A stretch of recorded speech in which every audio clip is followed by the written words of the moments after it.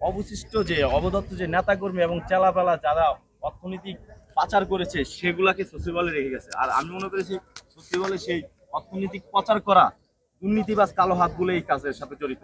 কারণ এটা আগুন লাগে, আমরা দেখেছি যে কোনো ভুবনে আগুন লাগে, পুরো ভুবন পুড়ে না হলে চাই হয়ে যায়, না হলে এক পাশ থেকে আগুন।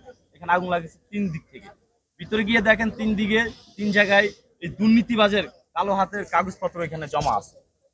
তার জন্য তারা ম্যাপ করে এখানে আগুন লাগিয়েছে, চেয়েছিল পুরোটা জ্বালাই দিতে, কিন্তু আল্লাহর কি নয় যে আগুনটা পুরোপুরি লাগে নাই, তিন জায়গার চিহ্নটা রেখে গেছে। কারণ শয়তান যদি ধোঁকা দিয়ে যায় যে কোনো একটা চিহ্ন রেখে যায়, সেম এখানে একটা প্রমাণ যে শয়তান ভিতরে যে আছে তারও একটা প্রমাণ। তিন জায়গায় তারা আগুন লাগিয়ে শয়তানি সৃষ্টি করেছে চেয়েছিল এবং বাংলাদেশকে আরো ঢেলে দেওয়ার চেষ্টা করেছিল। কিন্তু আমরা সেই জনতা হতে দিব না, এবং বাংলাদেশের সচেতন নাগরিক যারা আছে এবং ছাত্র জনতা এবং রাজনৈতিক দলগুলো হতে দিবে না। কারণ আমরা বিশ্বাস করি যে বাঙালির উপরে, যে বাঙালি যারা দেশপ্রেমিক তারা কখনো দেশের সাথে বেইমানি করে, আর যারা টাকা প্রেমিক তারা দেশের সাথে বেইমানি করবে। সে টাকা প্রেমিক কিছু অভদ্র সচিব আছে, আমি মনে করি এদের অবিলম্বে গ্রেপ্তার করা উচিত এবং যারা দুর্নীতির সাথে জড়িত তাদেরকে আইনে আওতা আনা উচিত। আপনার পরিচয়টা দিন। বিসমিল্লাহির রহমানির রহিম। আমি বাংলাদেশ ছাত্র অধিকার পরিষদের একজন সাধারণ কর্মী হিসেবে কাজ করতেছি এবং যত সরকার বিরোধী আন্দোলন, যেমন দুর্নীতি এবং মোদি বিরোধী আন্দোলন, সবগুলো আন্দোলনের সাথে এবং সবগুলো আন্দোলন করেছি এবং এই দেশের রক্ষা এবং স্বার্থের জন্য এবং ভোটের অধিকার ফিরিয়ে আনার জন্য চাঁদাবাজি এবং দেশের দুর্নীতির বিরোধী যেগুলো আমাদের কাজ করা দরকার সেগুলো কাজ আমরা করেছি। এই নাশকতার জন্য কাকে দায়ী করছেন? এই নাশকতার জন্য দায়ী করছি আমরা দুজনকে, এক আওয়ামী লীগ, দুই হলো ইন্ডিয়া। কারণ বাংলাদেশে হস্তান্তর করার জন্য আমরা পত্র জমা দিয়েছি আমাদের সচিবরা, যে স্বৈরাচার ফ্যাসিবাদ আওয়ামী লীগ সরকার যে আপনাদের সাথে যে একটা দূরত্ব সম্পর্ক সৃষ্টি হয়েছে একমাত্র সে আওয়ামী লীগের কারণেই। কারণ আমরা আপনি একটা জিনিস চিন্তা করে দেখেন, আমরা পেঁয়াজ কিনে খেয়েছি 300 টাকা পর্যন্ত, আলু কিনে খেয়েছি 80 টাকা 100 টাকা করে পর্যন্ত। এখন আমরা এখন খাইতেছি না কেন? কারণ হলো গিয়ে আমাদের এখন আওয়ামী লীগ সরকার নাই। আমরা পাকিস্তান থেকে, চীন থেকে আমরা রপ্তানি করতে পারতেছি, ইন্ডিয়া থেকে করা লাগেন। তাহলে আমরা আগে ইন্ডিয়া থেকে করতাম, তার জন্য আমাদেরকে 1000 টাকা করে কিনে খেতে হয়েছে। অর্থাৎ এখন ইন্ডিয়ার সাথে আমরা সম্পর্ক নাই, আমরা করতে পারতেছি না, আমরা এগুলো করব না। কারণ ইন্ডিয়ার সাথে যদি আমরা রপ্তানি করতে যাই তাহলে আমাদেরকে সে আগের পুরোনো ভাষায় আমরা দেখতে হবে। কারণ দেশের বন্যা হলে, বৃষ্টি হলে, করোনা হয়েছে, সবকিছু দাম বাড়াই দিছে কে? আওয়ামী লীগ সরকার। একটা সিন্ডিকেট, সেই সিন্ডিকেট আমরা ভাঙতে পারছি ছাত্র জনতার মাধ্যমে।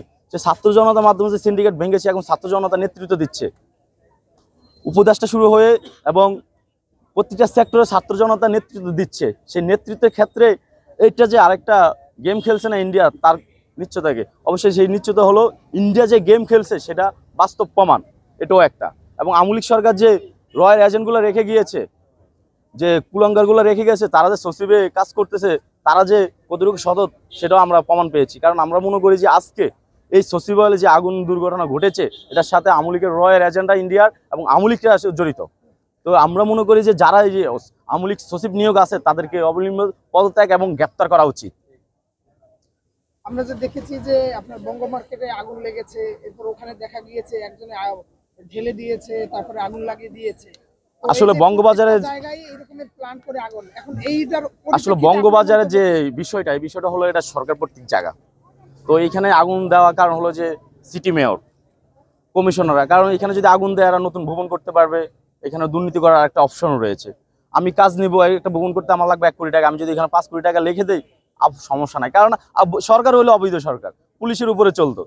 তাহলে এখানে আমি যদি লিখে দেওয়া অসুবিধা, আমার দিতে বাধ্য, এটা আমার টাকা না, জনগণের টাকা যদি দিবে, সরকার টাকা দিবে না। কারণ সরকার পাবে কোথায়? জনগণ থেকে মেরে কেটে সরকার নিয়েছে। আমরা দীর্ঘদিন দেখেছি আওয়ামী লীগ সরকার উন্নয়ন করেছে, কিন্তু উন্নয়ন নামে আরেকটা প্রতারণা করেছে। যেমন চীন থেকে ঋণ নিয়ে মেট্রো রেল করা হয়েছে, জাপান থেকে ঋণ নিয়ে মেট্রো রেল করা হয়েছে, চীন থেকে ঋণ নিয়ে পদ্মা সেতু করা হয়েছে। তাহলে আমার আর আপনার ট্যাক্সের টাকা কোথায়? সেগুলো তো তারা দুর্নীতি করেছে। হাজার হাজার জনগণের টাকাগুলো, অর্থ সম্পদ নিয়ে তারা বিদেশের বাড়িতে বাড়ি করেছে এবং পালিয়ে গিয়েছে। এবং কিছু কুলঙ্গা সন্তানও রেখে গিয়েছে। যেমন 71 সালে যুদ্ধ হওয়ার পরে আওয়ামী লীগ পরিবারকে মারার পরে 2টা বীজ রেখে গিয়েছে ইন্ডিয়াতে, দিল্লিতে, সেই শেখ মুজিব। সেই বীজ 2টা দীর্ঘত 16 বছর বাঙালিকে পুড়িয়ে খেয়েছে। সেম ভাবে এখন এসে আওয়ামী লীগ সরকার পালিয়ে যাওয়ার পরে কিছু বীজ রেখে গিয়েছে আওয়ামী লীগের, যারা আওয়ামী লীগের দুর্নীতির সাথে, ক্রিমিনালের সাথে, মাস্টার মাইন্ড, খুন গুমের সাথে জড়িত, এগুলাকে রেখে গিয়েছে। তো সেগুলা কি দুই একটা সচিবালয় না? অবশ্যই আছে। এখন আওয়ামী লীগ সরকারের যদি গ্রেপ্তার করা হয়, সাবেক প্রধানমন্ত্রী শেখ হাসিনাকে যদি গ্রেপ্তার করা হয়, তাহলে এগুলা লাড়া দিলে তো সে তার এগুলো বেশি উঠবে। তো বেশি ওঠার জন্য কি করছে, তারা সিস্টেমে আগুন ধরাই দিছে, ইন্ডিয়াকে সাইড করে দিতে চাচ্ছে, যে ইন্ডিয়া এগুলোর সাথে জড়িত না। বিডিআর হত্যার সাথে অবিলম্বী যে ইন্ডিয়া যে কাজ করেছে, বিডিআর হত্যার সাথে ওরা জড়িত, সেই ইন্ডিয়া জড়িত।